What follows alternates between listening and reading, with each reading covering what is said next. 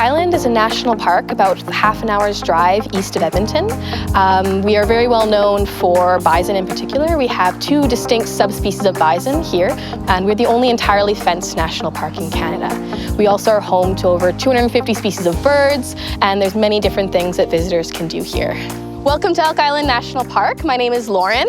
We're going to be seeing some very cool things here today. We're going to be taking a close and personal look at our bison conservation stories. You're going to get up close and personal look at what we do to help bison and help save this species from extinction. So we're going to be heading just a few moments to our historic barn. Come on in.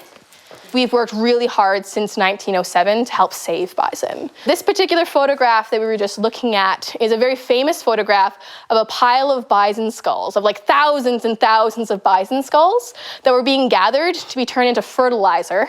In about one human lifetime, we went from maybe as many as 30 million bison to less than 1,000 animals. Wow. 30 million!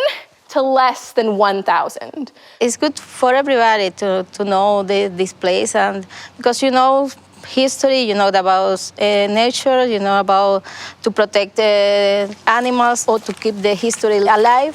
So it's good to have. There's plenty of different things for visitors to do here. In particular, Elk Island is very known for its wildlife viewing opportunities. So people can come, drive along the parkway or take a hike and see dozens and dozens or even hundreds of bison here in one place.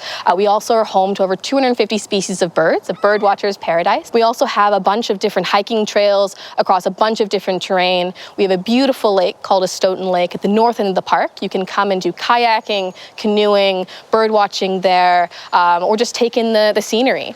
You can also come here and camp. You can come here and picnic. We have a bunch of really nice scenic picnicking spots as well. There's plenty of things to do here for the whole family.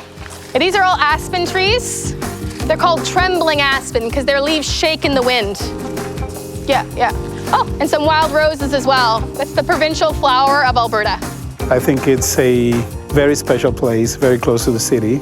And we have that a close encounter with nature, and we love it. For us, was the first time to see bison in the flesh. And today, we've been learning much more about their lifestyle.